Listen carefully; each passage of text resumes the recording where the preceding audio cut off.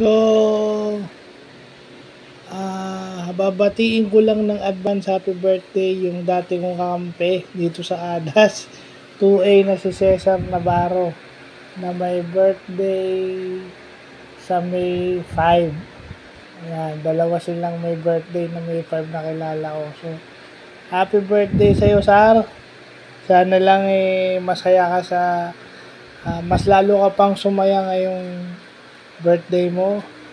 Sana naglalaro ka pa rin at sana dahil medyo malapit ka na sa Panginoong Diyos sana magpatuloy pa yan. Yan yung pinaka-importante sa buhay ng tao, yung relationship sa itaas. So yun lang. Stay healthy, more birthdays to come, more blessings. Kahit na anong aspeto ng buhay, sana patuloy ka pang i-bless. At sana yung kaligayahan from God and kaligayahan out of your loved ones nararamdaman mo araw-araw. So, yun lang po.